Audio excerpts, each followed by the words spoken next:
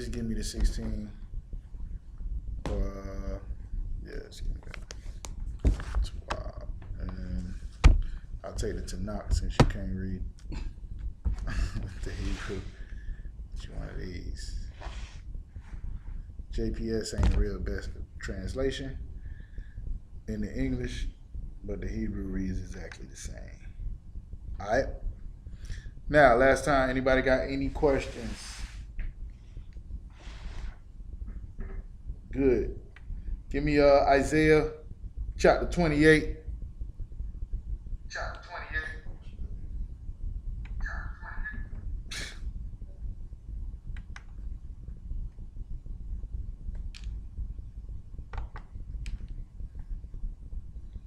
Real quick.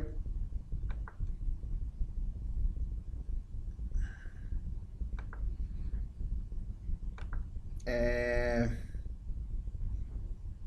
let's go to verse 9. I'ma yarn you up. Isaiah chapter 28, verse 9. Whom shall he teach knowledge? And whom shall he make to understand doctrine?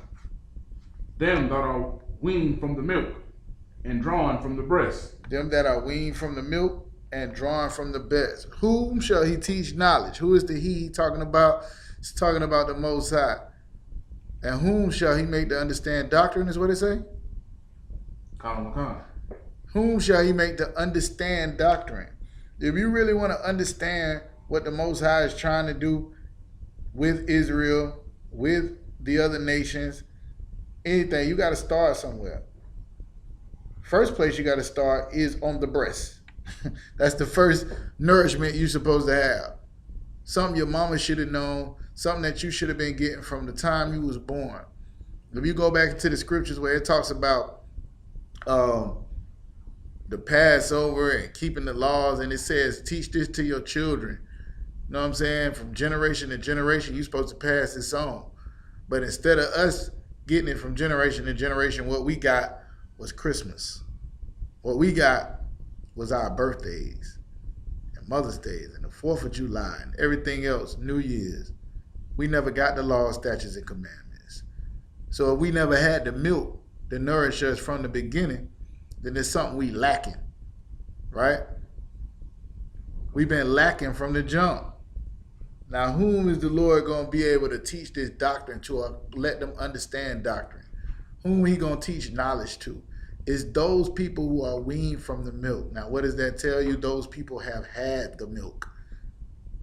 So what we do here every Monday night is the Israelite School of Universal Practical Knowledge. Started out at 1 West 125th Street, Harlem, New York, back in 1969. What we do every Monday night is we start back by going into some of the stuff that we should have known, like whether the law was done away with. What is a woman's job in a household? What is a man's job in a household? How should you treat your brother? How should you treat your family? You coming into the truth, you learning something. How should you deal with different things and different doctrines and other things that people like to say? For instance, some people will say Christ was God. We learn who Christ really was. Some people will say that everybody could be saved. We learn who the Lord loves and who the Lord cares about. These are all things that we do in this class to give you the milk, and that way when you go to a more advanced class, we call it Truth 101. When you go to a more advanced class, then you already know certain things. And what they teach you in the ISUPK is to hold on to what you know. That's the basics, because it allows you to dig deeper and not be confused. All right, so if you know for sure that the Lord don't care nothing about nobody else, then you know he ain't trying to save no heathens. If you know that the Lord said that this law stands forever until heaven and earth pass away, is what Christ said, then you know the law is not done away with. If you know that a woman is supposed to serve her man as unto the Lord, then you know you ain't got no business listening to Eve. All right, so these are things that we all bring out every Monday night right here. We are in the 103rd library. We had 103rd library in Duval County. All right. If you in the area, drop by. We'll be here till 9. You can catch us on the YouTube. I believe we up, right? All right. What in the world? That ain't what I'm trying to do. About to put up something crazy. Let me get this rolling. All right. Give me Hebrews 5 and 12 real quick. Let's go ahead and do it again. Give you the point of why we here. If anybody got any questions, now will be the time to ask before we dive into a topic. Hebrews chapter 5, verse 12. For when you have time, slack it. For when for the time ye ought to be teachers, ye have need that one teach you again, which be the first principles of the oracles of God. At times that you supposed to be teaching, slack you. You have need that one teach you again. Right now is the time where the Lord is trying to wake up his people. The Lord is trying to allow Israel to get to a point where we can stand on our own too, where we ain't dependent on the other nations, where we ain't dependent on false idols, where we ain't dependent on people that hate us, and we can depend on ourselves and depend on our power, who is the most high power, Yahweh in the Hebrew.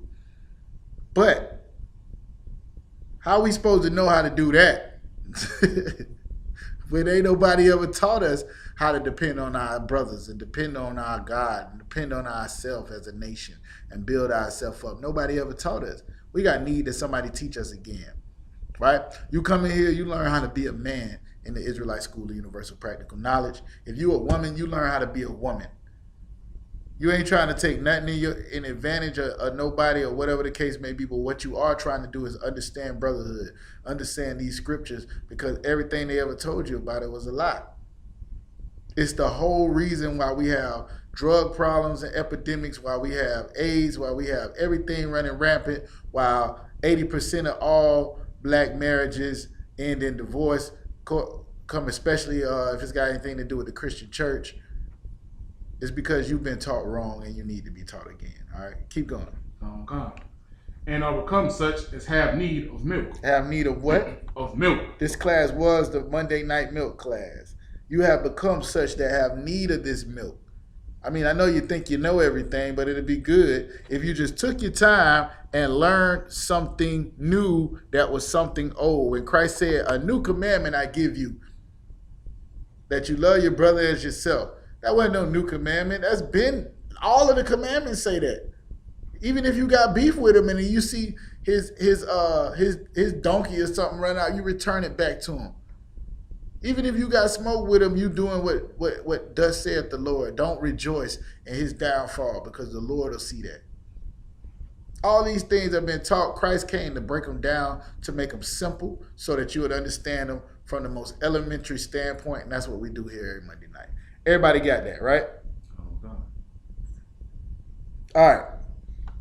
Now, before I get into a topic, do anybody have any questions about anything?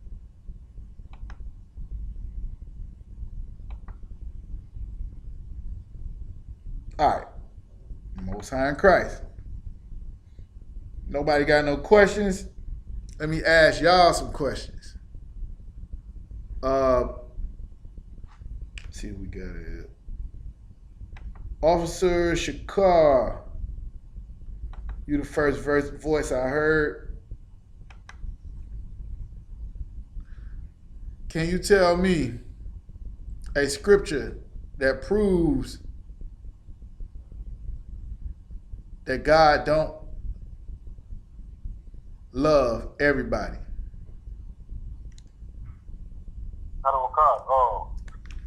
Matthew 15 and 25 are the ones.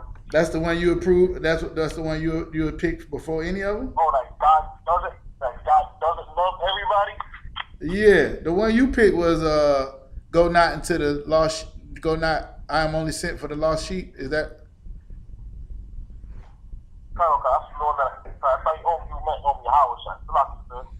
Yeah, no. The most high. Okay.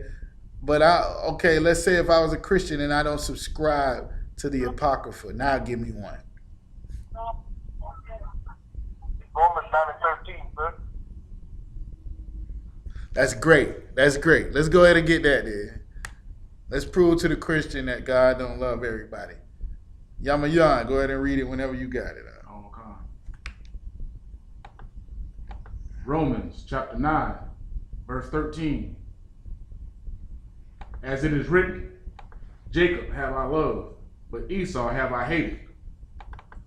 What shall we say then? If they're in righteousness with God? Hold on. There you go. Because God said he loved one set of people or one person, and he hated another person or another set of people. What shall we say then? Is there unrighteousness with God? What's the answer? God forbid. God forbid. And we know that in the school to mean hell no. All right. Let's do this. Give me Revelation. Nah, give me Isaiah chapter 13. Let's start there. We're going to talk about tonight. Go a little bit into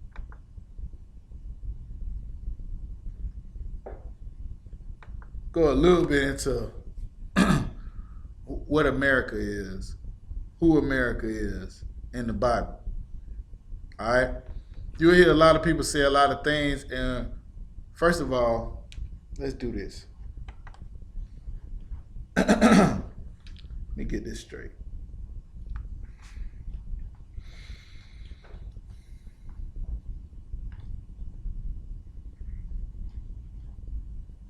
You want to go help the sister out or something? Huh? I'm too wild. Oh, okay. All right. You're just going to let the sister stand there and let the copier get the best of her?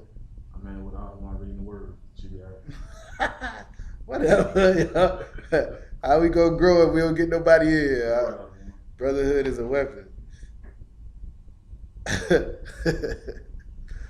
case y'all don't know what's going on, the sister out there battling with the copy machine. Y'all know how to work it. He keep peeking out the class, but he won't go help the sister. Salakia. Give me Romans chapter 15, verse 4 real quick. I mean, she is having a problem. You about to get the order out. Like, man, go help this. You done made copies of that before, right? Yeah, she having a problem. Go ahead, give me Romans 15 and 4. We gonna watch her struggle a little bit more. Romans chapter 15, verse 4. For whatsoever things were written aforetime were written for our learning. For whatsoever things were written aforetime were written for our learning. Who is this talking? This is Paul. Who is he talking to? The Israelites in Rome that are calling themselves Romans, right? They don't know who that their real culture is. They living like Romans. They speaking Greek was their tongue. He's talking to them, right? And what he's telling them is what was written aforetime, what was written before Romans, what was written before the New Testament. It's the old scriptures. It's the Apocrypha. It's the Old Testament. It's the prophets. It's all of the stuff. What was written aforetime was written for our learning. Keep going. Come. That we through patience and comfort of the scriptures might have hope. That we through patience and comfort of the scriptures might have hope. Does it say what the hope is or no? Nah, just drop that. Any more on that? That we through the scriptures might have hope. So what we're supposed to be able to do is dive into these scriptures, right? Dive into these scriptures and find ourselves in it and what our place is in the world and what we supposed to be doing and how we supposed to be living and figure out what the Lord gonna do in return if we do what he say do and what he gonna do in return if we continue to not do what he said to do. We'll end up in the same position. You just go ask the sister if she needs some help out. She look like she need it. All right, so that's what we do is trying to dig in these scriptures and figure out what exactly we can do to try to make our life what it's supposed to be, get closer to what the Lord would have it to be, and that's all it is. All right. So now that we got that, let's go back to Isaiah chapter 13. Go back to Isaiah chapter 13. Did I say 13? I did. You got it up? Let me get there because I don't have nothing down for the scripture. Everybody can hear me well, right? Everybody on the line? What's up? All right. If you on the YouTube, what you could do is you could call, it's 305-985-5453. 305-985-5453. You can call in, ask any question you want to ask. Shiratazar, are you in the class? Officer Shiratazar. No more call, so I'm about to do that right now. You already know. Most High in Christ. All right, so we at there. Somebody start at verse 1. What did it say? Isaiah chapter 13, verse 1. The burden of Babylon, which Isaiah the son of Amoz did see. So this is the burden. This is what's going to happen to Babylon according to what Isaiah saw. All right? Go ahead and read it. Verse 2. Lift ye up a banner upon the high mountain. Exalt the voice unto them. Shake the hand, that they may go into the gates of the nobles. I have commanded my sanctified ones. I have also called my mighty ones for mine anger. For my what? For mine anger. For my anger. So you go ahead and lift up your banners. You sit on them high mountains. You shake your hands. You got your gates and all your nobles and what they call your congressmen and your people that you see on TV all the time. But I have commanded my sanctified ones. Somebody tell me what the word sanctified means. Because I got an auntie who's saved, sanctified, and filled with the Holy Ghost. What does sanctified mean? Anybody? Y'all don't know? Go ahead. I can't. I know I've heard it, and I might be wrong, but I think it was like anointed or. Okay. Truth 101. If you don't know, what are you supposed to do? Look it up, sir. Look it up. You got it? Oh. Anybody looked it up? So I can, sir. Yeah, let me get sanctification. You got it? One second. We got it. I got it in the Zondervan's. The brother about to read it. Go ahead. Sanctification in the Zondervan Bible Dictionary. The process or result of being made holy. Of being made what? Holy. Hold on. Wait a minute. What's holy? Somebody go and get me holy. It's Truth 101, man. Some of this stuff is elementary, but we're going to dig into it anyway to make sure everybody know what time it is, all right? We don't want nobody to be like, well, they saying the same stuff that they say in the church. No, when they said sanctified in there, they weren't talking about being holy. If they're, why did they have to add filled with the Holy Ghost? Sanctified means the process of being made holy. Do they know what holy means? What's holy mean? Holiness. Holy in the Zondervan Bible Dictionary. Usually translations of words derived from the Hebrew root kodash. Kodash. In Greek. The basic meaning of kodash is separateness. Separated. So how is everybody out of these 11 billion, how many is? How many billions of Christians it is on the earth? All of these people are set apart and separated. What are they separated from? Separated from sin? They still sinning. Ain't no sin if it ain't no law. So they ain't separated from sin. It just ain't no law. The law's done away with. Now, sanctified ones, meaning the ones that were set apart, the ones that were separated, right? Keep going. I have also called my mighty ones for mine anger, even them that rejoice in my highness. Rejoice in his highness. Everybody don't want the Most High God of Israel to be in charge. You know why? Because he don't allow you to be gay. Because he don't allow you to steal from your brothers. Because he don't allow you to sleep with other men and women. Because he don't allow you to eat shrimp. He don't allow you to eat lobster. This is why they don't want the God of Israel in charge. You know what they want? White Jesus. You know why? Because he let you do whatever you want to do, And all you got to do is go to church on Sunday and all will be forgiven. You ain't even got to stop doing what you're doing. They want him in charge. But the God that would destroy the entire earth based on people marrying heathens. Y'all do know the flood was about men marrying heathens, right? Y'all don't get that. Y'all don't get that. The one who would destroy the entire city because it wasn't nothing but punks in there. Y'all get that though. But y'all don't get the interracial joint. It's all good. They don't want that God to be in charge.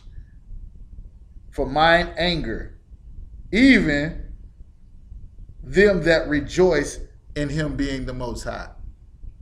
Us who want to serve that God are happy that the God of Israel is the Most High God, that there is no God but him. That's why we do the prayer of Psalms 83. That men may know that thou, whose name alone is Yahweh, are the Most High over all the earth. We rejoice at that fact. Keep going out. Verse 4. The noise of a multitude in the mountains, like as of a great people, and tumultuous noise of the kingdoms of nations gathered together. The Most High of hosts mustereth the host of the battle. They come from a far country, from the end of heaven, and the Most High and the weapons of his indignation to destroy the whole land. The weapons of his indignation. Somebody look up that word. I graduated from Rains High School. At one point, we was an F school. Not a lot of people passed the FCAT. I don't know what indignation means right off top. Somebody tell me what it means. You stay where you at, young man. Oh, God.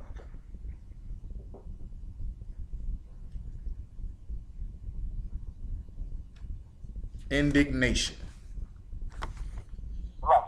Go ahead, I got the definition. In the CLB, the indignation means anger or wrath. Indignation means anger or wrath. So the weapons of my anger, or the weapons of his wrath, it said even the Most High and the weapons of his wrath to destroy the whole land. Now remember, this is the burden of Babylon. It's talking about the land, Babylon. But this is in Isaiah, right? Keep going. How, yea, for the day of the Most High is at hand, and it shall come as a destruction from the Almighty. Destruction from who? The Almighty. Destruction from Arabs. The Almighty. The Almighty. This has been said a long time ago, right? Who can bring me down? Remember we was talking about an Obadiah? Is that an Obadiah where it said, your pride done puffed you up? Like, who can bring you down? The Most High God of Israel is the only person. Precept. Precept that says that God will make it where he is the only person that can bring down somebody.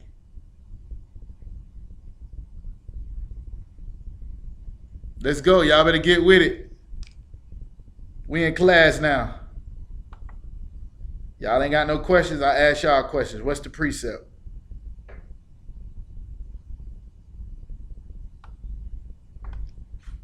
Nobody knows, huh? Y'all better start asking some questions. Give me Romans 9 verse 15. Go ahead. Could you use Deuteronomy 32 and 39?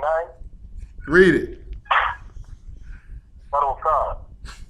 See now that I am he, and there is no God. I kill and I kill. I kill and I make alive. I wound and I heal. Neither is there any that can deliver out of my hand. You could use that. The one that I'm going to is a little bit better to prove the point. But yeah, you could use that one. Romans 9 and 15. The one we going to is Romans 9 and 16. Somebody read Romans 9 and 15 real quick.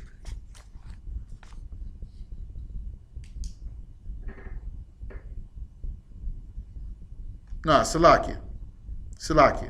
Go ahead and start at Romans 9 and 16. Whoever.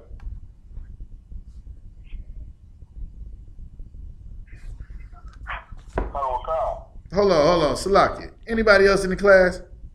What's wrong? Huh? Offline. It's offline?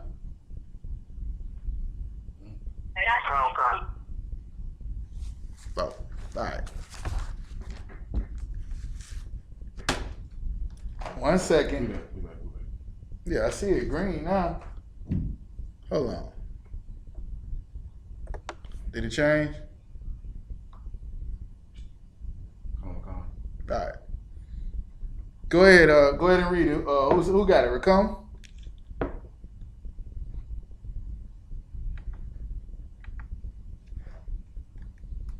Who said they had it? I got it. It's red again. Go ahead.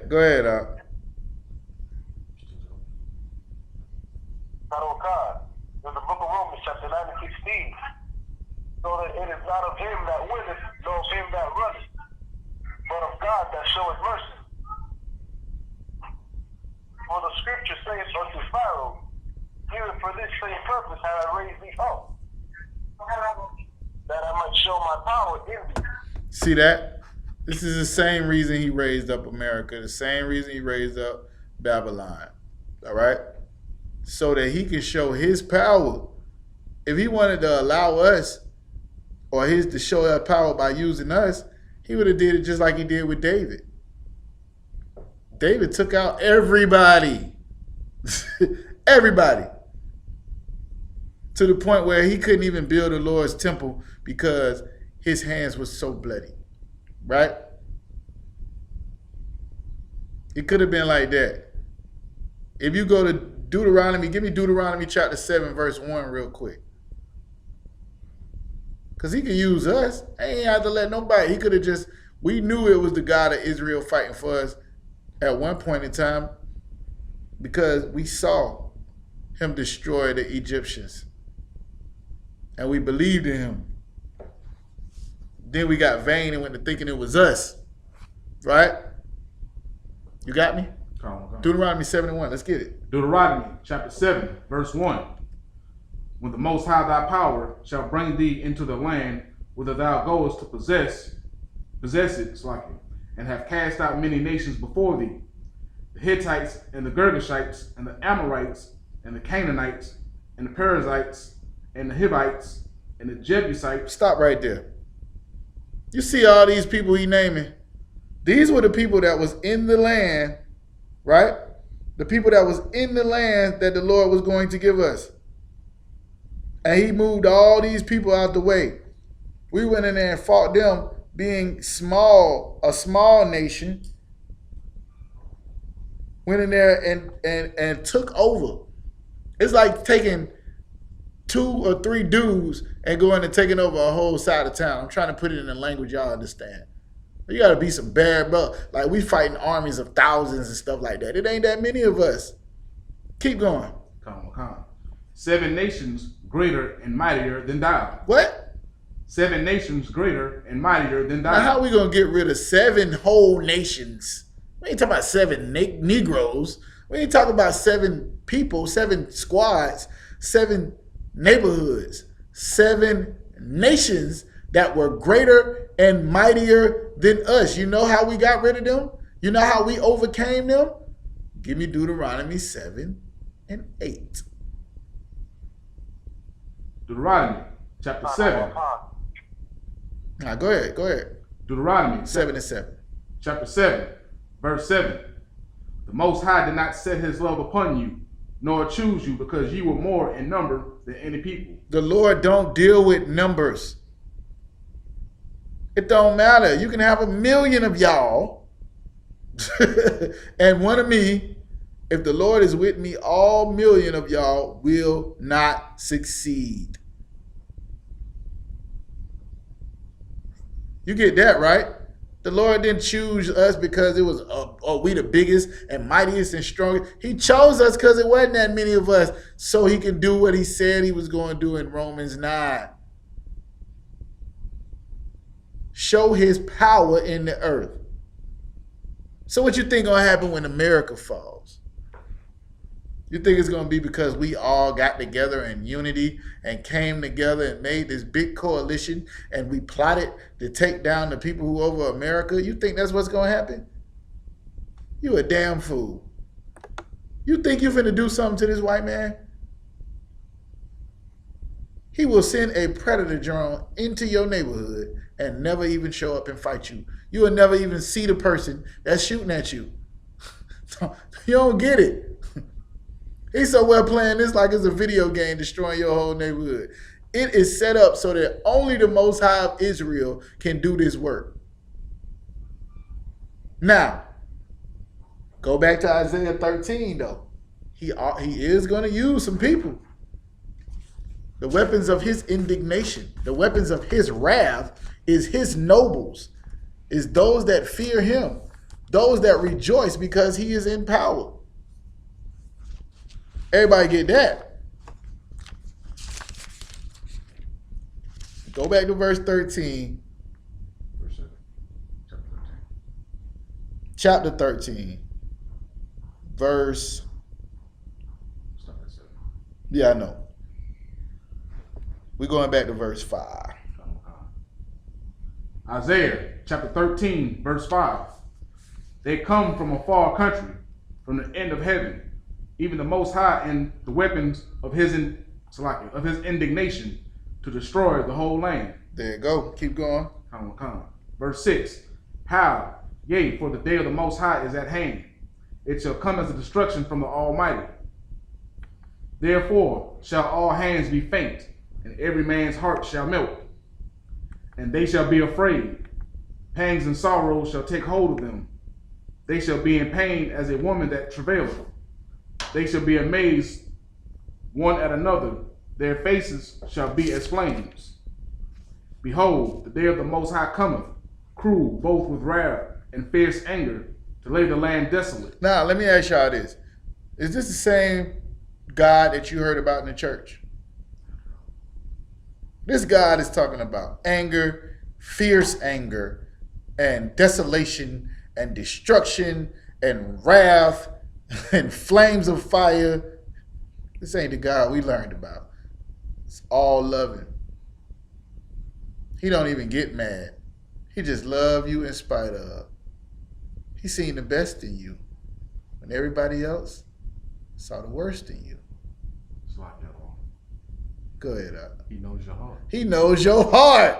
He knows your heart, Listen, let me tell y'all something. The first thing you have to do to understand what we doing here at the ISUPK is the first thing you have to understand you've been lied to. This is the reason why we read Hebrews 5 and Isaiah to start, where it was saying, whom shall he teach knowledge? Or times where we should be teaching, but we have need that one teach us again. If you don't never wrap your mind around the fact that you've been lied to about everything, you're going to continue and constantly fight the truth. You're going to fight not to learn what's actually in the Bible because you want to hold on to the myths that you've been taught before. This is the problem. This is the great power that America, Babylon, Egypt, and everybody else had on us. The Lord was delivering the children of Israel out of Egypt. They watched the whole army get swallowed up, and all they can say is in the wilderness while they going through it, we wish we was back in Egypt. At least in Egypt. Niggas gonna be like, at least in America, man, when America was great, nigga, I was playing my PlayStation, bruh. Whatever. The Lord gonna be trying to give us our own land and save our life, and niggas gonna be talking about how good the weed was. They gonna be mad because they missed the strip club. Lord have mercy. The stiff-necked people. Keep reading out. Come. And he shall destroy the sinners thereof out of it. And shall destroy what? The sinners thereof out of it. Listen. This right here, this whole thing in Isaiah 13 is talking about the burden that's upon Babylon. You could read it, right? If you in the right frame of mind, if you serving the Lord, if you doing what he says to do, it's going to be something that you're going to like. You're going to love it. You can't wait, right? If you not, you one of them sinners. What he say you're going to do to the sinners? And he shall destroy the sinners thereof out of it. Then you know you're going to be destroyed. You probably don't want to leave. You know how Christians always be scared to read Revelation? In the church, they're scared to read Revelation. Why do you think that is? They know it's talking about them. White man don't want to touch Revelations. He that leadeth into captivity shall go in captivity is there. Everything is going to be destroyed and it's going to be built up to reign under Christ is there. Christ being a black man is there. It's certain things people don't want to deal with when it comes to this Bible. And that's the problem. If you're going to deal with it, you got to deal with all of it. And you got to be honest enough to say, well, some of this stuff I don't understand, and bring it to class and ask a question. Now, when it comes to Babylon, the Bible says a lot about Babylon. Sometimes it was talking about the old Babylon that we were in. But remember when I started this, we read the things that were written aforetime were written for our knowledge. That's why we went there. All right? That's why we went there. Because the same thing that happened in Egypt happened to us in Babylon. It happened to us in Assyria. And we never learned from the mistakes. We just kept doing the same thing. Give me verse 19 before we leave. Isaiah chapter 13, verse 19. And Babylon, the glory of kingdoms. The glory of kingdoms. And Babylon, the glory of all kingdoms. Go ahead. Come. The beauty of the Chaldees. Excellency shall be as when God overthrew Sodom and Gomorrah. That's what's going to happen to Babylon. It's going to be like when God overthrew Sodom and Gomorrah. Everybody get that, right?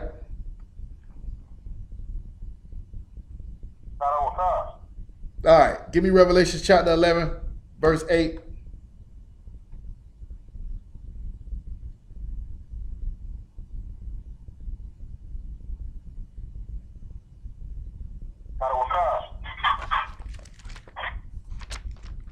Revelation chapter 11. Salakia, Shakar. Is anybody else in the class besides Shakar and Yomayan? Anybody? Go ahead. Who is that? I'm just pulling off to the shop. Nah, don't. Not you out. Anybody else? Oh. Salakia, sister, your call. Too long, sis. Anybody else? Certain people in life, that's what we do in the Israelite School of Universal Practical Knowledge, is we fight to be predictable, dependable, and reliable. Predictable, dependable, and reliable. Not one way one time, the next week he another way, 5 minutes from now he feeling this way. That we can't do. What I'm doing right now is the same thing I always do. If we in a class, I want y'all to participate. I want you to just be sitting on the phone like, oh my God, this is so boring. Oh my God, this is the worst thing I ever did in my life. What I want y'all to do is read, learn, understand this thing, all right? Give me verse.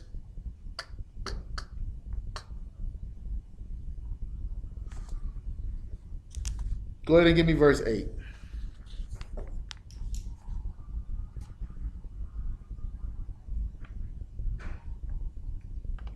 Go ahead, Shakar. I'm gonna let you read it. You the only one. You the only one come to class.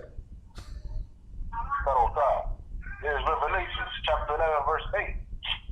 And their dead bodies shall lie in the streets. Hold on. Go back up to verse 7.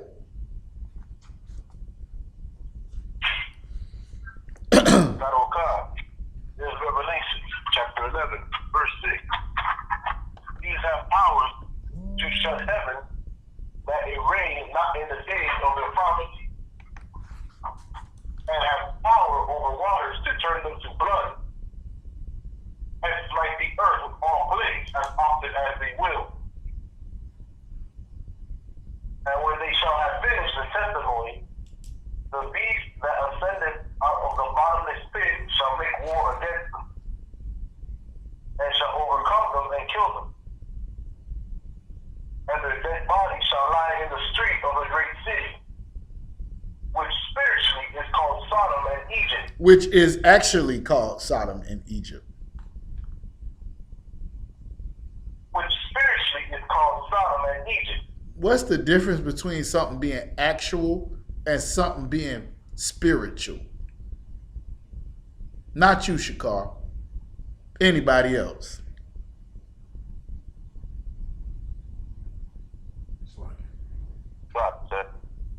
Who is this? Officer Shirazazak. Go ahead, Officer Shirazazak. You can answer that.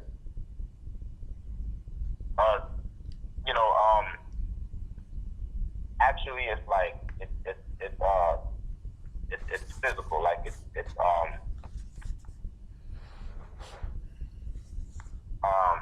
actually it's like physical, but spiritually, it's pretty much it's the same spirit, the same thing, but in a different time.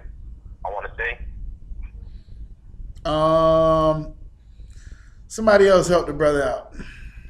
You own it, but it could be a little bit easier and simpler than what you're saying. 4, 3, 2, 1. Hold on 1 second. Yamayan wanted to try it before you. Go ahead, out. Like actual, like Officer Rock say, like the physical and spiritual, like to be like, as in like the likes of, like you can spiritually be into something, or I don't know. Does something happen? Okay, go ahead. Go ahead. I'm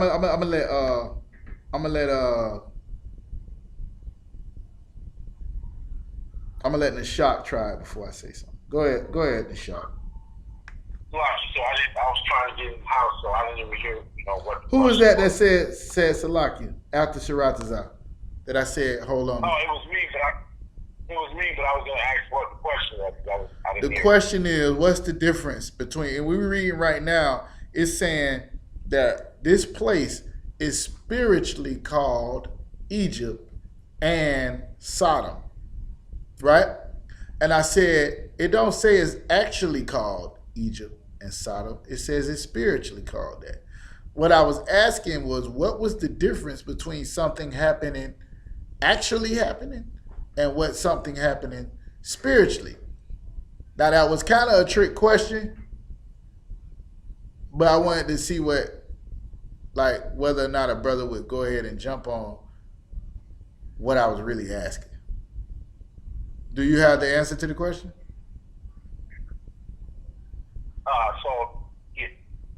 I would sir. I would say, spiritually, because our spirit. All right, so I want to say it's it's almost like we say the Most High will be done on earth as it is in heaven. So it's saying it's the way it is in the fourth dimension is the way it is.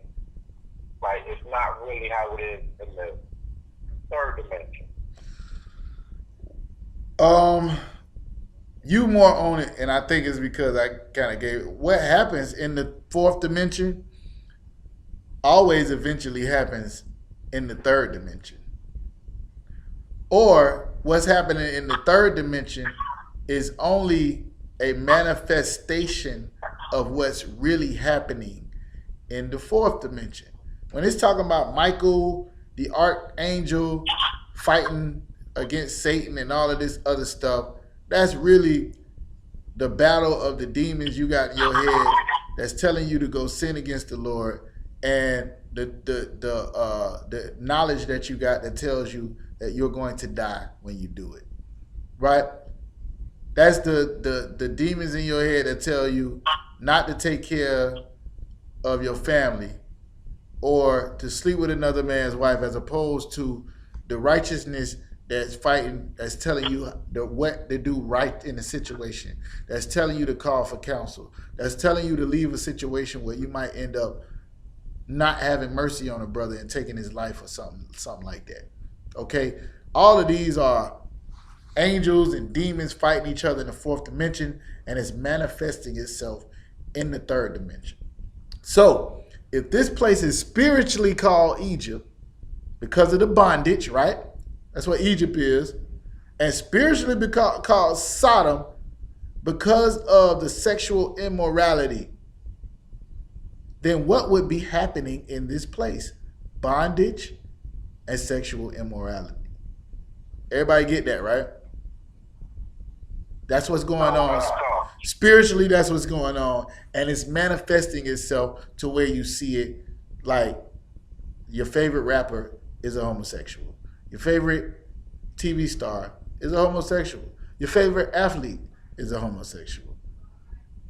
The job you want to do so bad, you have to do it for a white man.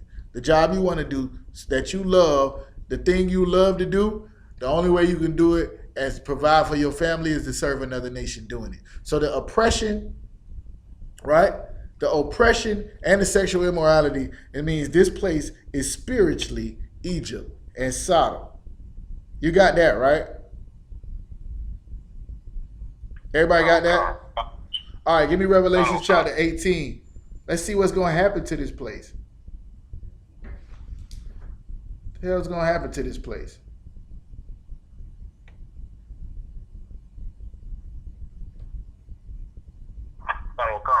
You want Revelation 18 and 1? Yeah, let's get it. Revelation chapter 18, verse 1. And after these things, I saw another angel come down from heaven, having great power, and the earth was lightened with his glory. And he cried mightily with a strong voice. Y'all can tell right here by reading in the scriptures that the angels are not little naked white babies. Because ain't no naked white baby gonna do this. Read verse 2 again. And he cried mightily with a strong voice. Like a grown man. Keep going. Saying, Babylon the Great is fallen, and is become the habitation of devils. The habitation of what? Of devils. The habitation of white people. Of devils, right? Keep going.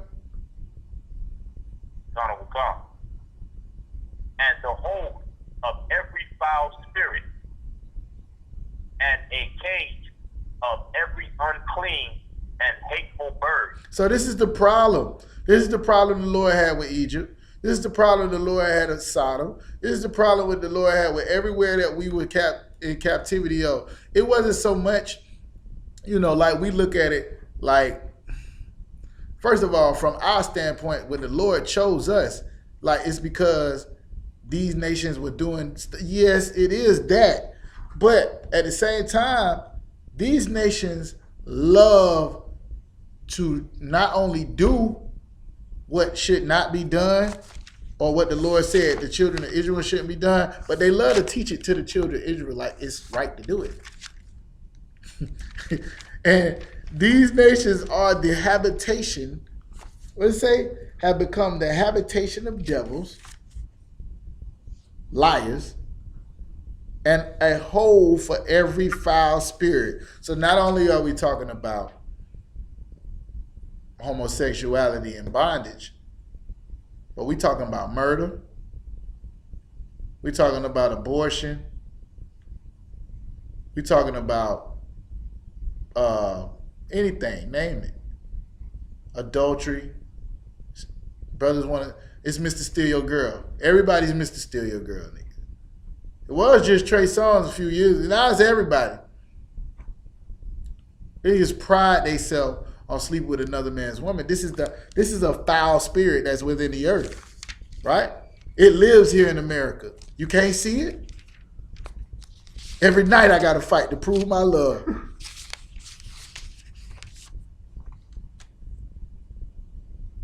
Oh, y'all don't know where that came from, huh? Nah, go give me Romans chapter. Nah, hold that real quick. Go ahead to verse 3. Go ahead to verse 3. Revelation 18:3. For all nations have drunk of the wine of the wrath of her fornication. You see that, right? Here's the problem with Babylon, why it has enlarged itself so big that all the other nations, now you used to have these nations like the Chinese people and all of these other nations, right? They used to have their women covered up, the Arabs and all of that. You go on YouTube now, they got little videos of the Arab men in there, and they got women twerking all around, and they throwing money on them and all of this other stuff. You used to ain't get to see that unless you married them. And they can have as many wives as they want. Why would they be out throwing money at tricks? Because they got that America, they got that Babylon on them. They got that Babylon on them, man. They taught them that this is how you should behave yourself. This is how you would, you know what I'm saying, act. Knowing in reality, the Lord got something way better than what America has to offer. But they drinking of that wine, right? Of the wrath of her fornication. So everything that Babylon does, all the other nations want to do. Go ahead, Op. Who says Salak? I'm so shocked, sir. Go ahead, Op. No, I was just gonna say the reason why they like that is because the white man done went over there and bombed them to piss and took everything over, and now he's in their land, and now they're being, like you said, now the white man is taking his spirit over there, and now you see it manifesting that. Well, Salaki, if I could though, in China and Korea and Saudi Arabia, some of these places, they don't even like white people like that. They don't even deal with them, and they ain't running up on South Korea or what is it? Is it North Korea? North Korea like that. They ain't running up on Saudi Arabia like that. They in bed with them. Actually, China is holding off. Everybody knows China don't like America, but they still do business with them. Well, up until Trump. You already know he's starting stuff with everybody. But anyways, that's what it's saying right here. Read the next part, Sharatazar. And the kings of the earth have committed fornication with her. You wonder why America is a superpower. You wonder why everybody got beef. You wonder why won't nobody run up. You wonder why sanctions like they put on Cuba can destroy the whole everything infrastructure in Cuba. You wonder how, you know what I'm saying, when the brothers say he went to Nicaragua and all of this other stuff, why it look like a third world country? Why Mexico gonna be like it's gonna be if the U.S. continue to fight against, you know what I'm saying, having any type of trade and different stuff like that, man. You know how much Corona's gonna cost if Bush build that wall? Y'all crazy? All right, you try to get a banana if you want to. My point is this. The reason everybody being nice, it ain't because they love America. It's because they in bed with them. They need them. They dependent on America for themselves to be able to feed and clothe their people. The problem is America does not do it for its own people, and therefore the people at the bottom still suffer. The people at the bottom still starve and don't have everything they need, and the people at the top live deliciously like Pharaoh. They live like all of the top people. Like, do you think these people care? Have they ever had an issue with paying their light bill? I remember Maria was in college or whatever, and she was like, yeah, you know what I'm saying, the lights was off. And the white girl was like, well, why didn't you just turn them back on? she didn't even understand that that was a thing, that people are unable to afford paying a light bill. It's not a thing for them. They don't have the same problems you have. You know what their problems is? I made so much money last year that I have to pay taxes. I would rather give this money away than to pay taxes so that the country can feed and clothe people who are not able to do it for themselves. That's their problems. Rich people problems.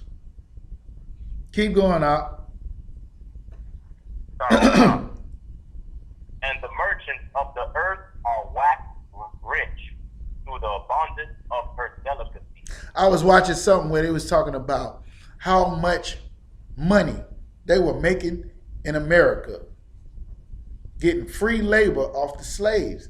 First of all, they were buying and selling slaves. So you got money right there. Then whatever they growing, whether it was rice, cotton, whatever it was, they wasn't paying the people to do it for hundreds of years. Think about that. Think about if every company in America, the one you work for, did not pay its employees. They make billions and they pay you pennies.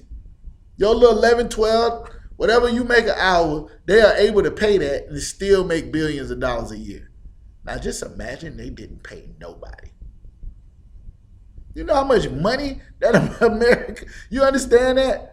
How much, this is Pharaoh. This is spiritually Egypt. Spiritually Sodom. Spiritually Babylon. They go to talking about the kings of Babylon and how it was and all of that. If you can read up on it, it's the same thing. Now, all these other nations around the earth depending on it, they done got rich through the abundance of how much these devils done worked the blacks and Hispanics and Native American Indians for free for all these years. The other nations ate off to it. Now they coming on over right in your neighborhood, opening up a hair store, opening up a chicken spot, a Chinese restaurant. They got a joint here. It's an Arab, and it's in every hood around here. They sell fried chicken, shrimp baskets. They done caught on. They know your culture. They know what you like. They know what the Lord said you ain't supposed to have, that they going to feed it to you even if they don't eat it themselves. I don't see no Chinese women with no weave in their hair, but they'll sell it to you. All the other nations on the earth have waxed rich through the abundance of a delicacy. Keep reading. And I heard another voice from heaven saying, "Come out of her, my people." Yeah, stop right there. A voice from heaven. Who is that voice? Where is that voice from heaven? Usually, when you hear a voice from heaven, what is that voice from heaven?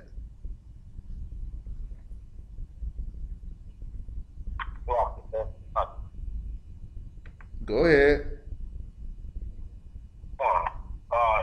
It's an angel, or it's an angel, or sometimes it could be a messenger, like, a prophet.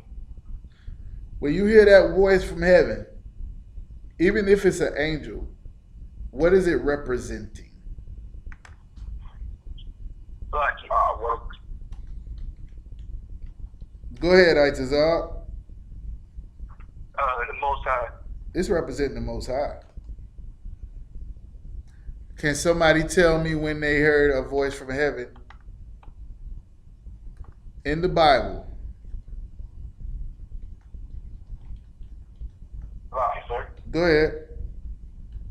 When Yahushua took Peter, James, and John to the mountain to be transfigured, And a voice from heaven came out and said, "This is my son."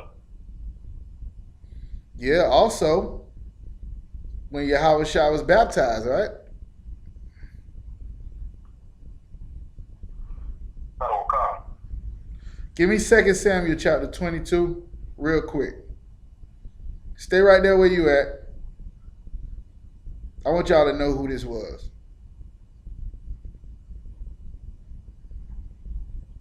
Right, sir.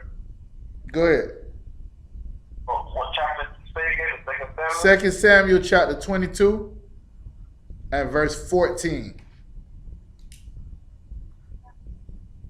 That'll come, sir. I got it. Go ahead. That'll come. This 2 Samuel, chapter 22 and verse 14. The Most High thundered from heaven, and the Most High uttered his voice. The Most High spoke from heaven, and it was like a thunder at him just uttering his voice. This was a voice that came from heaven, right? Go to real quick, Daniel chapter 4 and 31. I always use this when you cut in the Old Testament Israelite who trying to say, they will literally try to say is when it said, they'll say the Most High never spoke in the New Testament. The reason they'll say that is because the New Testament doesn't use language like, thus saith the Lord.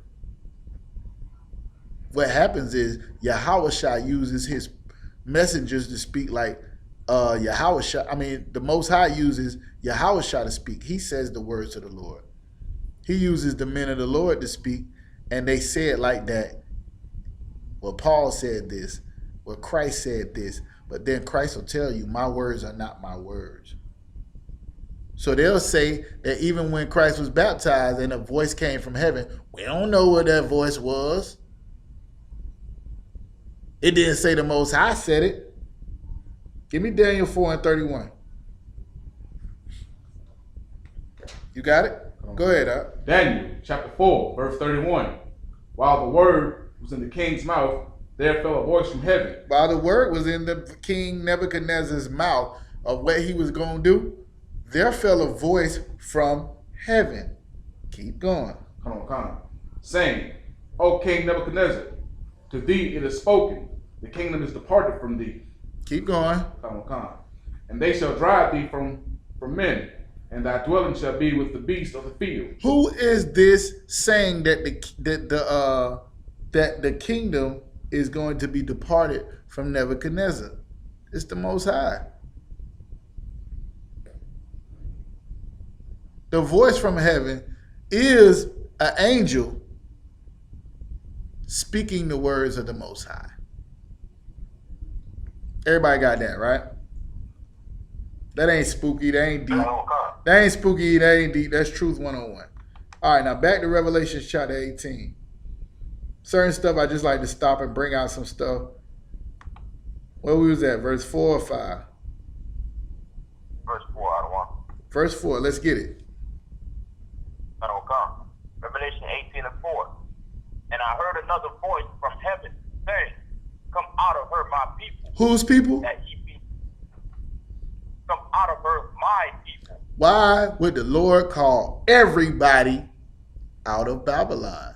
Why would the Lord call every other nation of people or any other nation of people out of a land that he's about to destroy unless he cared about them too? He was very specific about who he wanted to come out of Babylon before he destroyed it. Read it again. God. And I heard another voice from heaven saying, come out of her, my people, that ye be not partakers of her sin. This is what it means by coming out of her. I remember learning from a fake Israelite group that you coming out of Babylon, coming out of America, was you pack all your stuff up, leave your job, your house, and your family, and move somewhere in the Middle East.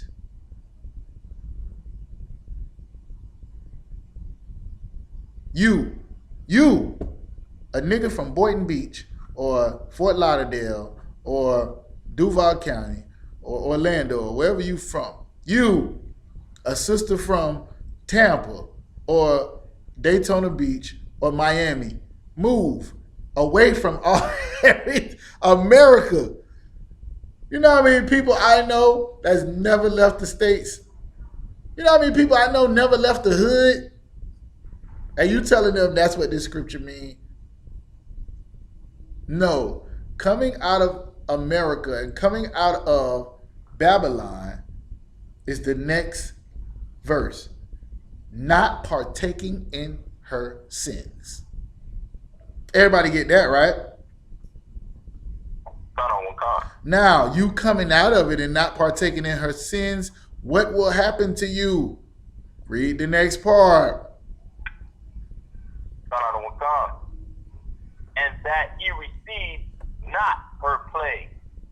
You won't receive her plagues. Remember, this thing gonna get destroyed. It's gonna be a lot going on. It's a lot gonna be going on around you. But I guarantee you, if you serving the Lord, you ain't gotta worry about none of it. We're gonna lose a lot of people.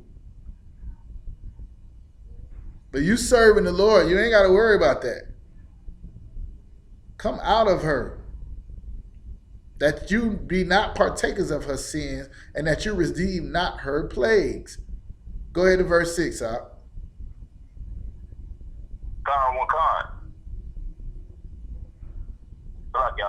You don't want 5?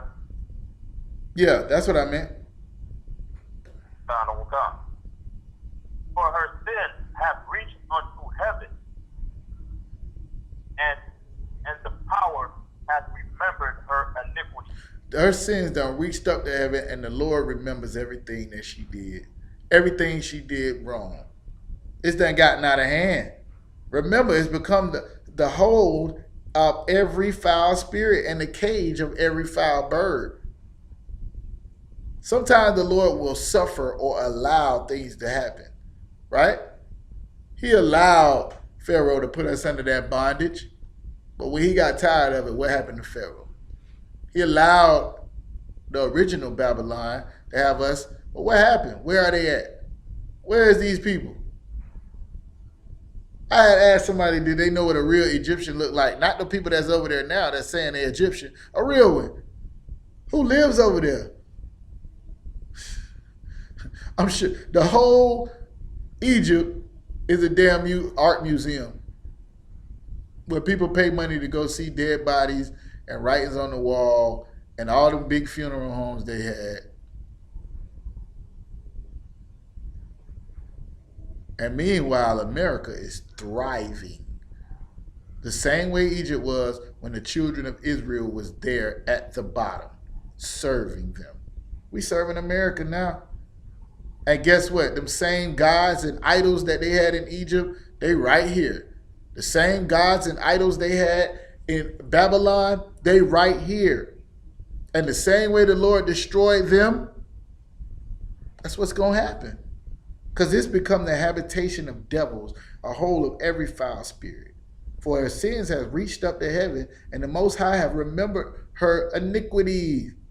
Read verse 6. Reward her, even as she rewarded you. What does that mean? What does that mean? I forgive you. I forgive you. You go ahead and kill non-black people who call themselves worshiping God in their sanctuary. I forgive you. You ain't even got to ask for forgiveness. Somebody, I remember, I don't know which one it was. I think it was either Commanding General Yana or General Muhammad. I don't remember. One of the generals. They was talking about reparations. Somebody said the only way they could properly give us reparations is if they're willing to serve us for 500 years. Give us free labor for 500. That's reparations, right? That's how you repair the situation. Reward her, even as she rewarded you. Take it a step further. Read the next one. And double unto her, double according to her work. Nah, give us 1,000 years. We need 1,000 years of your service absolutely free, just like you did us. Keep going. Oh God. Is the cup which she hath filled to her double? Go ahead, Doc. How much she hath glorified herself and lived deliciously, so much torment and sorrow give her. There it is right there. Out of all them good days and them beautiful days and all the days that your oppressor has been able to wake up and look down on you and say that you ain't nothing and you ain't got nothing because you don't apply yourself, because you won't pull your pants up, so on and so forth, when they steal everything you're doing at the same time, right? Because this has happened, so much torment and sorrow is the Lord going to give this place. Modern day Babylon, modern day Egypt, modern day Sodom. Why? It says it right here. Keep reading now. Oh God. For she says in her heart, I sit a queen, and am now beloved, and am no widow, and shall see no sorrow. Because she sit like a queen who ain't got no king, who ain't never had no king. You just running the show. Ain't got no sorrow. Keep going. Oh God. Therefore shall her plague come in one day. Death. What? And mourning. Hold on. Wait. Death. What? Death. Spell that word for me. D-E-A-T-H. Is this the same God that forgives everybody and is coming with cookies and bubbles and I don't know, whatever, everything sweet? Mermaids or whatever. No. This is what's coming to Babylon, y'all. And you too, if you do not come out of her. Read it again. Son of God. Therefore shall her plagues come in one day. Death and mourning and famine. And she shall be utterly burned with fire. For strong is the Most High Power who judges her. You get that. All of this is going to happen, and she shall utterly be burned with fire, for strong is the Most High Power who judges her. Ain't got nothing to do with us. Our job is to come up out of her and stop sinning, stop partaking in her sins, or we're going to deal with this famine, death, mourning, fire, and everything else. Y'all get that, right? God. It ain't that hard. Give me Jeremiah chapter 51.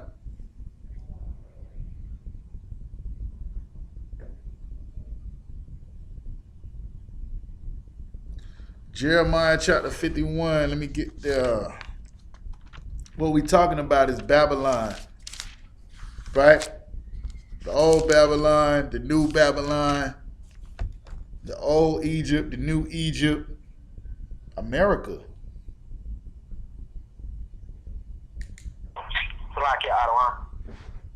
Go ahead.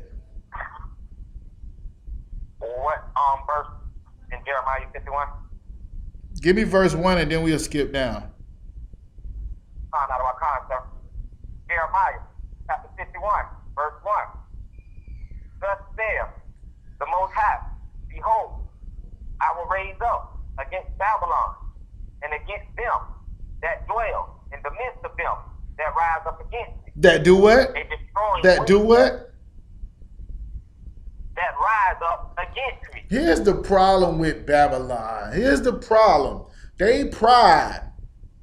Once they get to a certain point, they think they put themselves up there just like Pharaoh.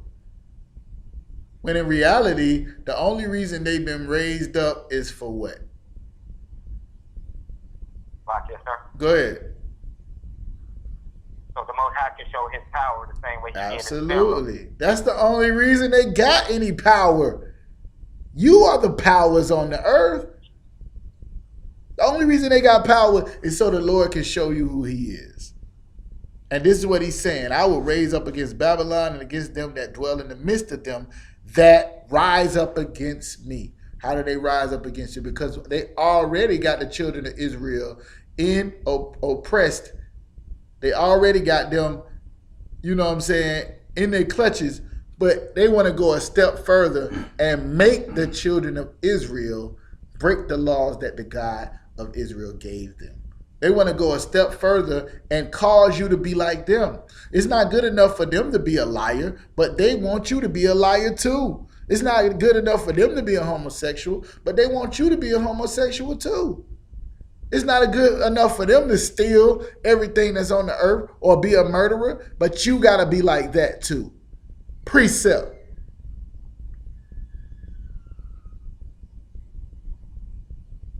Y'all ain't see that coming. Give me Romans chapter 1.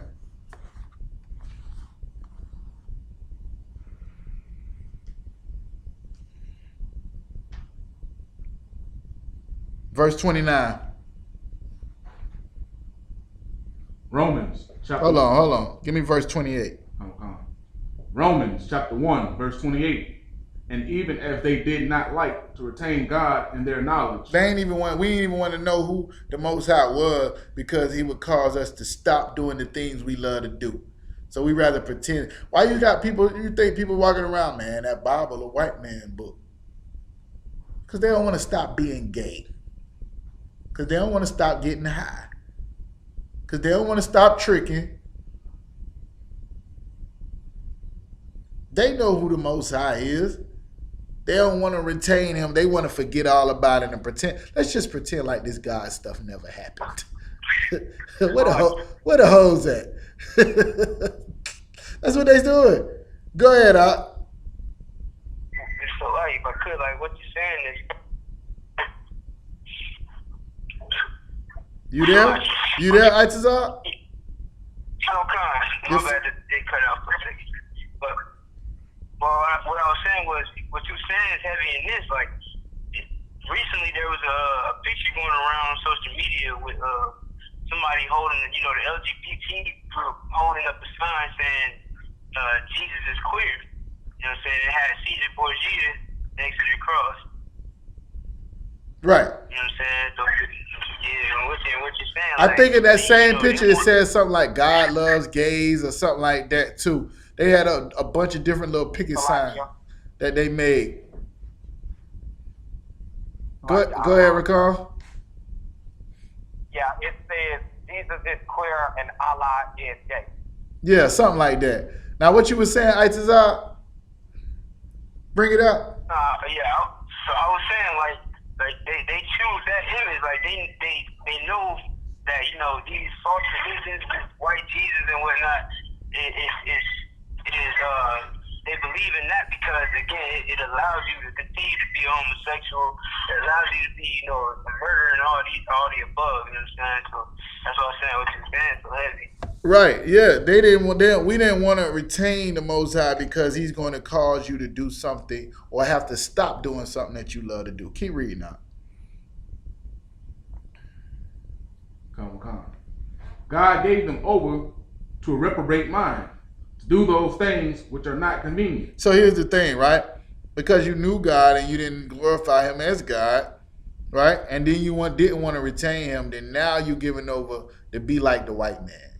Now you're going to follow the other nations. Now you're going to do the things that they do. Well, what do the other nations do? Go ahead to verse 29. Come. Verse 29. Being filled with all unrighteousness. The other nations are unrighteous because righteousness requires you to follow the God of Israel. He ain't never gave them. How can they be righteous? He ain't never gave them no laws to live by. They animals. They eat what they want. They kill. They murder. They rape. They do all of this. You don't believe me? Read it. Come. Fornication. Wickedness. Mm-hmm. Covetousness. Yes. Maliciousness. Yep. Full of envy. Yes. Murder. Yep. Debate. Yep. Deceit. Yep. Malignity. Whispers. Keep going. Backbiters. Keep going. Haters of God. Man, these other nations hate your God. Why? Why would these other nations hate your God? Somebody tell me that. Salakia. Go ahead. Yes, sir. Go ahead, Sharatazah. They hate our God because it's not their God. Because it's not their God. And our God did what to make them hate him? Right, sir. Go ahead. He destroyed them. Before that, Salakia. Rakam. He scattered them and he separated us from them and put us above them. There you go right there. The last part you was on it. Our God chose us. Deuteronomy 7 and 6. He chose us. And then even when we was the smallest people in the world, he built us and made us a nation, got 7 nations mightier than us out of our way, and said we would be entire over all the earth if all we had to do was listen to him. That's what our God did. Now we falling behind the other nations, haters of God. Keep going. Come. Despiteful. Proud. What is the white man over anything? Proud. Keep going. Come. Boasters. Yes. Inventors of evil things. Inventors of evil things. Everything you can think of that's evil and against the Lord, the white man comes out with. Niggas got to do sex robots, and this is not pedophilia. It's man-boy love. All of this old foolishness, man, this is against your God. And you following it because you're following a nation that you are oppressed by. You understand that? Keep going. Come. Disobedient to parents. Oh, man, we don't do that like white people do it. We don't do that on the level that white people on. Keep going. Come. Without understanding. Without understanding. Why are we so lost? Why are we so lost? Because we understand what the white man understands. We don't understand. We're a time where we need to be teachers. We have need that one teach us again. We don't even know the first oracles of what we're supposed to know. Without understanding, keep going. Come. Covenant breakers. Oh, man. Who does that better than the white man? How many treaties they had with the Native American Indians? How many times didn't they say when they freed the slaves they were going to give everybody 40 acres and a mule? They don't even keep their own word. Go ahead, Without natural affection. Without natural affection. You see these little men, they out hunting. I think they had a dead giraffe and they laying by with the little kids or whatever. They drinking the blood and all of this. It's not like a human being to be like that. Right? This is the spirit of Babylon. This is the spirit of Esau. This is the spirit of Egypt. The spirit of Sodom. The spirit of Gomorrah. The spirit of Assyria. And we take on these spirits, and we the children of God. None of this is supposed to apply to us. All of the things that it say, the fruit of the spirit, like love and affection and all this other stuff that they try to give the other nations in the Christian church, we supposed to be giving to each other. But we like this with each other. Proud, debating, murdering, whispering, backbiting, despiteful.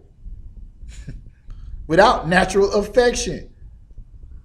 Why you can't love your brother like yourself when it's natural to do it? Because you love the white man and his ways and his culture and Babylon more than you love the things of the Lord. That's why. Keep going on. Come. Implacable. Unmerciful. Unmerciful.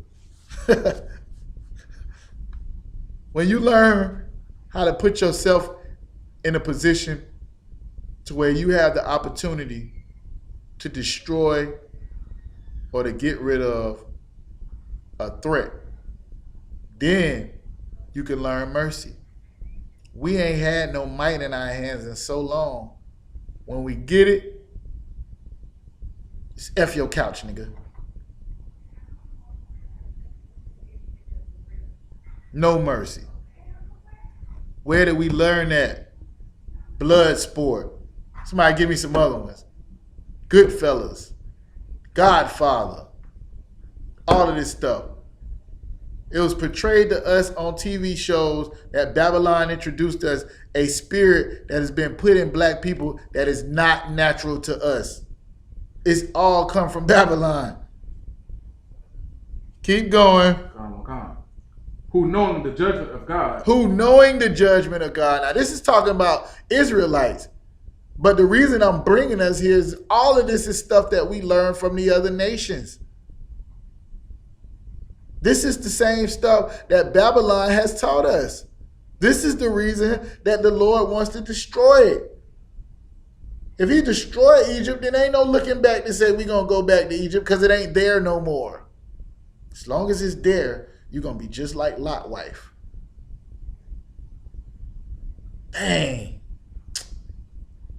Dang, I left my such and such in the house when we left. Whatever it is. I had a such and such in the house and we had to leave. Coming out of Egypt, we ain't even had time to let the cake finish baking. It's time to go. Now, I'm applying this to Babylon, who knowing the judgment of God, right? Keep going. That they which commit such things are worthy of death. They know, remember they were saying, we offend not, because they didn't do what they God said to do. So we ain't did nothing wrong. But they know our judgment is death. They know that the Lord is going to kill us for following after and being like them. They know that the Lord going to kill them. They got our records. More of them than we have. Now, this is talking about Israelites because Paul is talking about Israelites who gave themselves, who God gave over to inherit these particular characteristics when that was not how Israel was supposed to be. Because they ain't want to be like that. They wanted to be like Babylon and Egypt and Sodom. Now, these people knowing the judgment of God, that the people that commit these things are worthy of death. Not only do the same, but have pleasure in them that do them. They not only do it, but they have pleasure in watching us destroy ourselves. Not only do people, like, it's like that cat. He an OG in the hood. I did 26 years. He wants you to do 26 years too. He got 2 teardrops. He wants you to get a couple teardrops. He wants you to take some cats out the game. I've been shot 15 times. He wants you to get shot 15 times. He not only did things that were wrong, but he wants you to do them. Now he got pleasure in you doing it. It's no different. One of my favorite movies, Minister Society, where they pass around the tape. They buying it. I'm selling these mother for $19.95 a piece. Just so they can watch somebody else commit a crime. This is what the other nation's doing to you. And you following that garbage because you love sin. Because you love sinning against the Lord. It feels good. It tastes good. This is all the effects. This is why the Bible is saying, come out of her, my people. You the Lord's people, right? Ain't you Israel? Ain't you Israel? You want to walk around with fringes on and a shield and all of this other stuff, but you don't want to change your life. Your appearance on the outside, you looking like an Israelite. Why don't you live like one? Why don't you serve the God of Israel? Why don't you come out of Babylon? Stop partaking in her sins so that the Lord won't have you partaking in her plagues. Take me back to Jeremiah 51. Verse 5 this time. We're going to skip down to verse 5. Who was reading that? Jeremiah, chapter 51, verse 5. For Israel have not been forsaken, nor Judah of his God. See, here's the thing right now. We looking at our situation and we bad. We tore down. We don't know what we going to do. We in the midst of Babylon and the white man is eating good. The other nations are eating good off us. We sitting there like, why can't we all come together? Why can't we control the black dollar? Why can't we do like it was in Black Wall Street and the money changed hands 5 times? Why do black lawyers and doctors and all of these people just move out the hood and never look back and don't take care of their people? Why don't the athletes do things in the hood? It's not a part of the Lord's plan for everybody to get it. But he has placed you in his truth so you can get it. Sometimes you got to forget about everything that's going on around you and get yourself together. Because you ain't never going to be able to help nobody else and you still sinning. You still a part of Babylon. You still doing what they do in the world. The reason why is because you really don't believe these scriptures. You really don't believe what we saying out on them street corners. You really don't believe what you hearing in class. Because if you did, your faith would turn into works. Israel's not forsaken, nor Judah of his God. Keep going. Salaki, how you want me to read this of the Most High opposing? That works. For Israel have not been forsaken, nor Judah of his God, of the Most High opposing, though their land was filled with sin against the Holy One of Israel. Even though their land was filled with sin against the Holy One, he still had enough compassion. He still had enough to send Yahushua to redeem you and all of these other things. Now, remember what it said in Revelation, what you got to do, right? Revelation is the last book. This is what it said in Isaiah you got to do. Read verse 6. Flee out of the midst of Babylon. You got to move out of the United States of America. There it is right there, cut and dry in the Bible. Who's first to get their ticket to get up out of here? Flee out of the midst of Babylon. That's what it say, right? Keep going now. And deliver every man his soul. There it is right Be there. not cut off. There it is right there. Hold on. Deliver every man his soul. How do you deliver your soul? Read the next part. Be not cut off in her iniquity. There it is right there. No, stop. No, not so fast.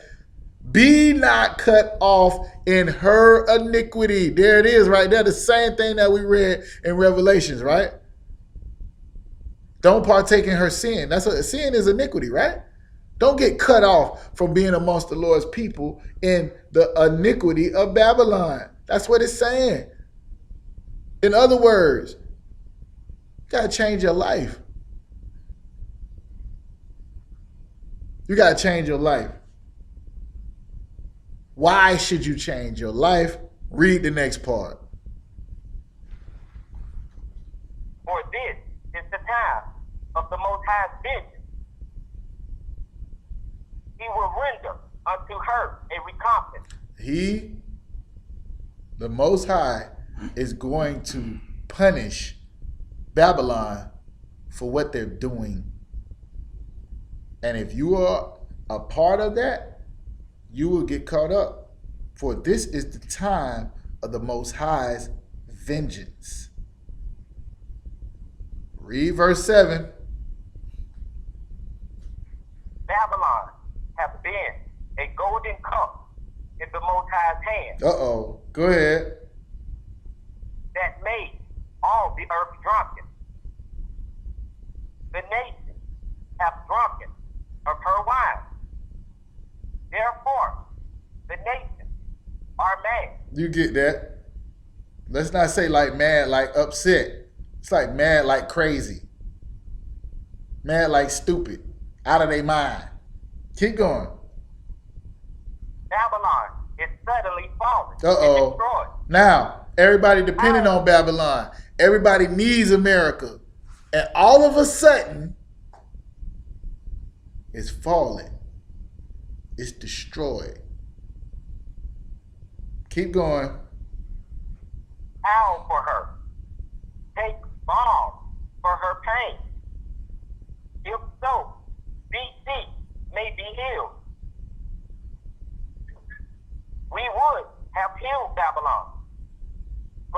not healed.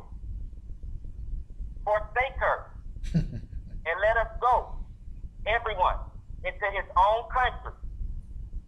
For her judgment reaches unto heaven and is lifted up even to the sky. Stop right there. We would have healed Babylon, but she is not healed. How many times you been told, pray for America? How many times you been told, we want to do this and do that and make that change for a better tomorrow and a better society and a better country? And when Obama was running for president, change and hope and all of this different stuff, he was going to heal Babylon. But she is not healed. Don't join her. What does it say right here? Forsake her. You know how many people getting ready to go vote again after Donald Trump was elected the president last time? They gonna try it again? Forsake her and let us go, everyone into his own country. Now, if this is spiritual, what does that mean? Go into your own country. What does that mean? Go ahead. If I may, I don't want every man go into his God. Go to. You can use that. You can use that.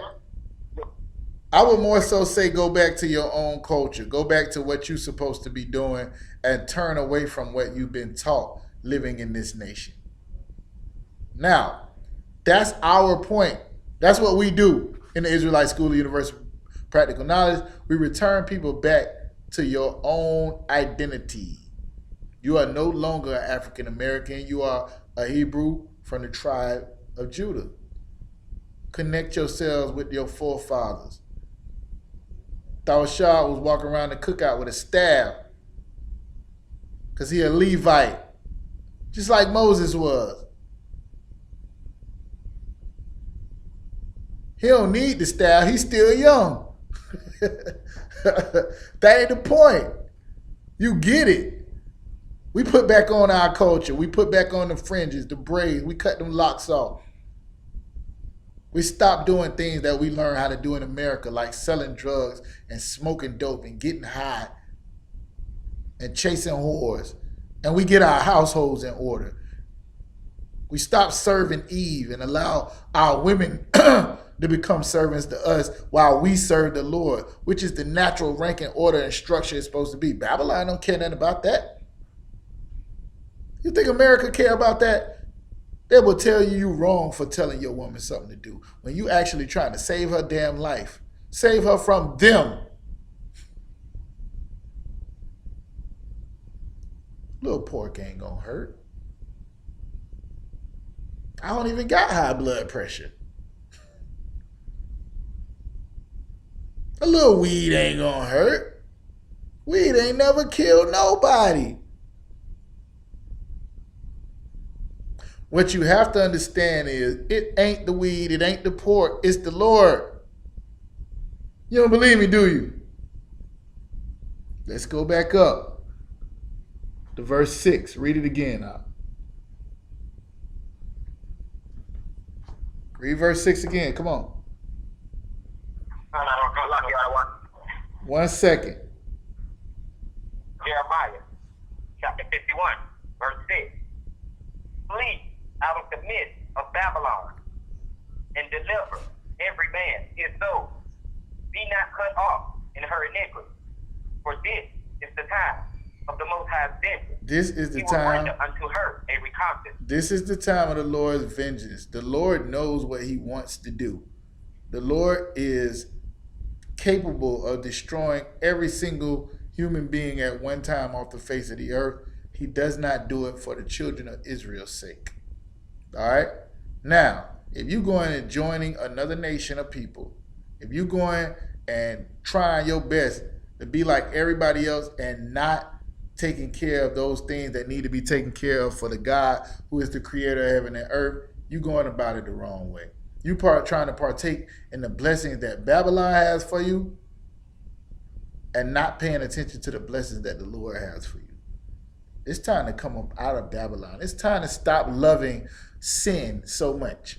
Stop loving everything that we learn in this God-forsaken land so much. And then maybe we might one day get to see the land that's flowing with milk and honey that the Lord promised us and gave our forefathers. You understand?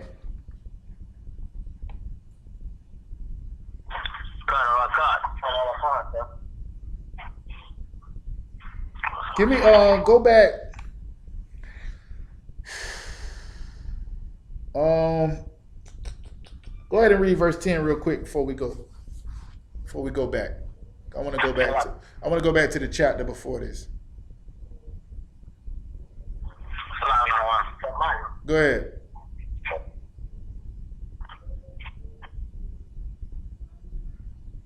You talking to me, Adawan? You was reading. Go ahead and read. Jeremiah chapter 51, verse 10. The Most High have brought forth our righteousness. Come and let us declare in Zion the work of the Most High. That's legit. Our power. I'm an officer of 1,000. What you tell? Nah, Salakia. All right. Jeremiah chapter 50, verse 1. Let's go. The Lord hath brought forth our righteousness. Come and let us declare in Zion the work of the Most High, our power. In the midst of Babylon, we got to be able to declare the word of the Most High.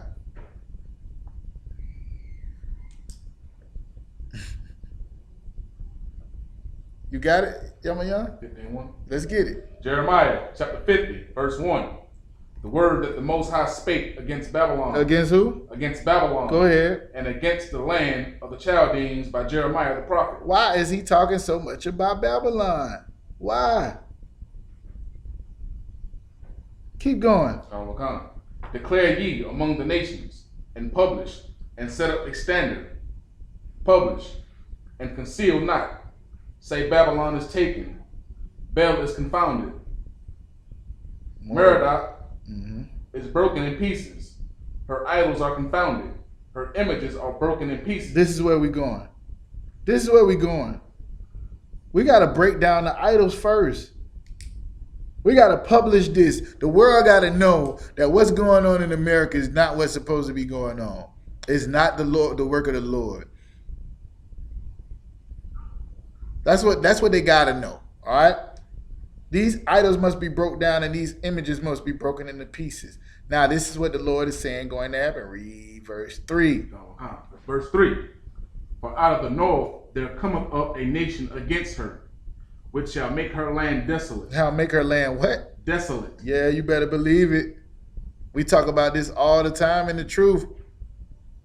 How in the world is the land that we live in, that we look at, that we eat from, one of the greatest superpowers in the world, going to be made desolate? That's a whole nother class, all right? Keep going. Come. And none shall dwell within. It's like therein.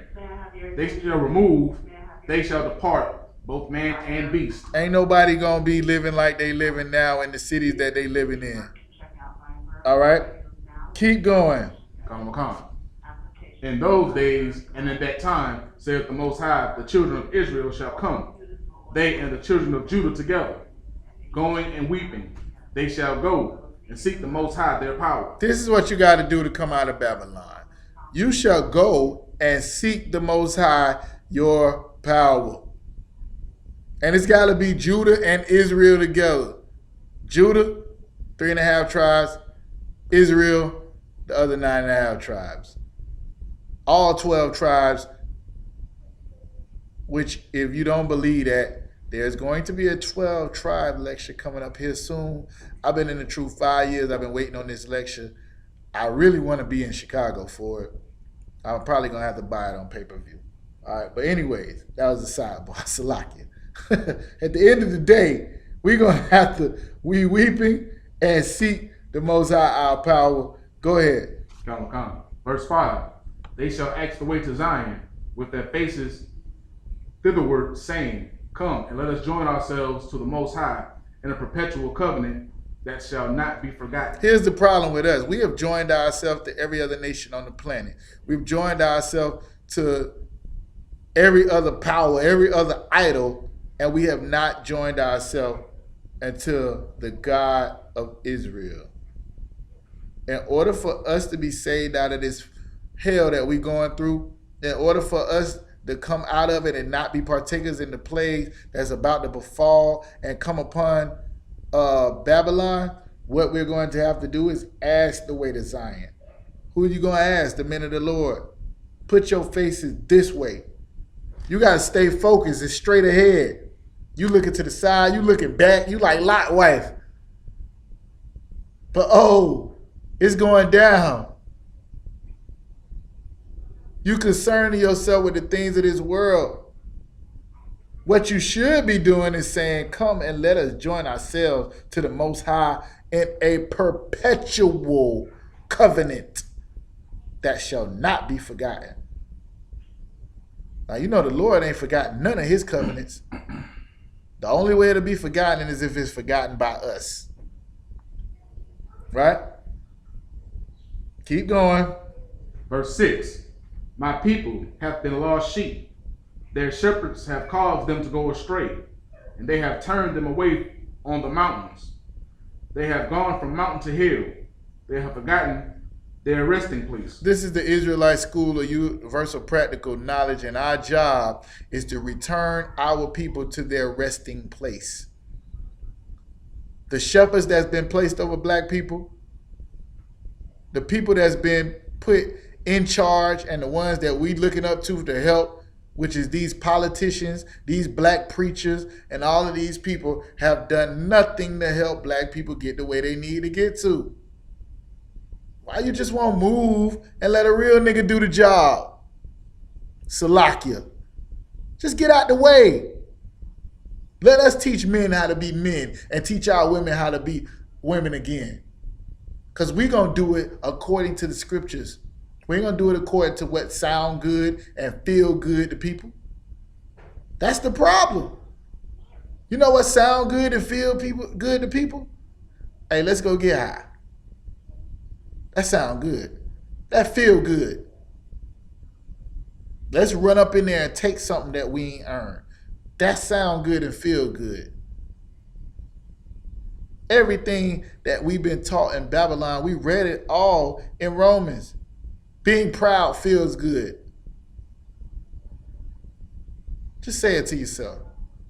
Last time I checked, I was the man on these streets. Feel good.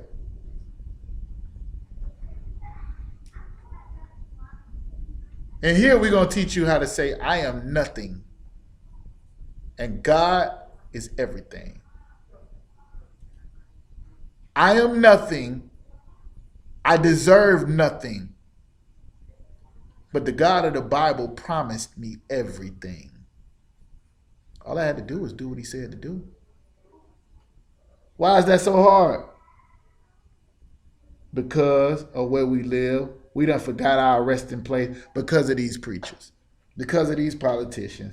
We think we got hope in everything but the thing we supposed to have hope in. Read verse 7. Verse 7. All that found them have devoured them. And Babylon and every other nation has devoured us. Go ahead. And their adversaries said, we offend not, because they have sinned against the Most High. You see that? The only reason they taking advantage of you and they feel like they ain't did nothing wrong is because they know if you was doing what you was supposed to be doing, they wouldn't even have the power to do it. We offend not because they sinned against they God. Go ahead. The habitation of justice, even the Most High, the hope of their fathers. They done sinned against the habitation of justice. The place where justice live, they sinned. The Lord is the only person that's going to bring you justice, and you going against him? Remember what the hope of your fathers is. He that leadeth into captivity shall go into that captivity. This is the hope and the patience of the saints, right? He that killeth with the sword must be killed with the sword. This is the hope and the patience of the saints. All the justice that's coming, even the Lord, the hope of their fathers. This is what we got to do. Keep reading. Verse 8. Remove out of the midst of Babylon, and go forth out of the land of the Chaldeans, and be as the he-goats before the flocks. Be as the he-goats before the flocks. Don't be a follower of what's going on in this nation. Don't be a follower of everything else going on, but be a leader of the pack. Be a leader to lead your people back to the Most High, their original resting place. All right? You following what's going on in the earth. Give me Job 9:24 real quick. I already know Quad's going to be the first one to get to it.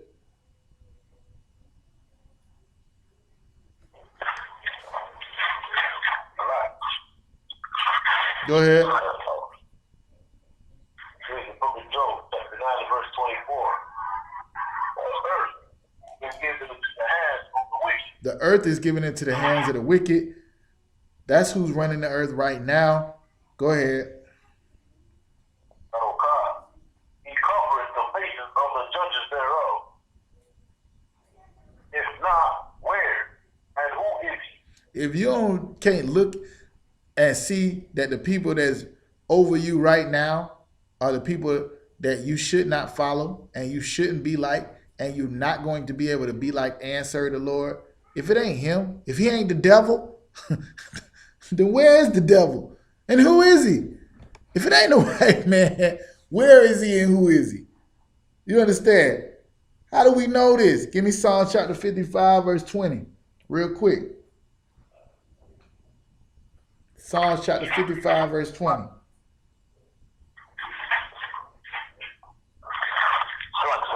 Go ahead. Psalms chapter 55, verse 20.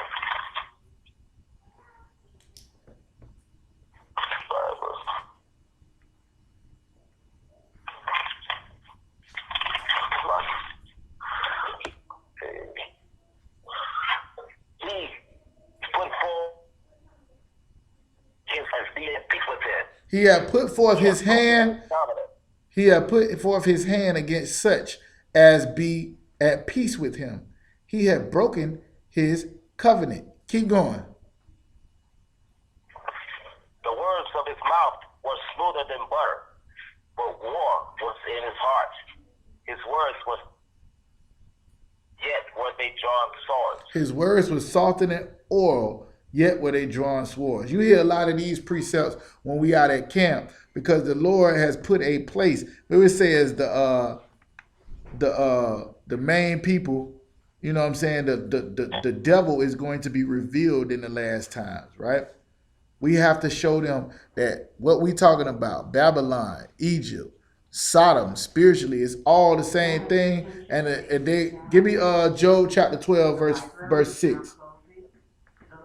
Job chapter 12, verse 6.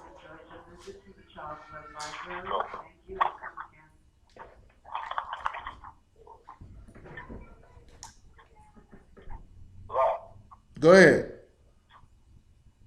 Oh God, in the book of Job, chapter 12, verse 6. The tabernacles of fathers prosper, and they that provoke the power are secured. Into whose hands the power bringeth abundantly. That's what I'm saying. The Lord done put us into their hand and bringing us in abundance because we have turned and sinned against the Lord. Now, what we got to do is turn against Babylon.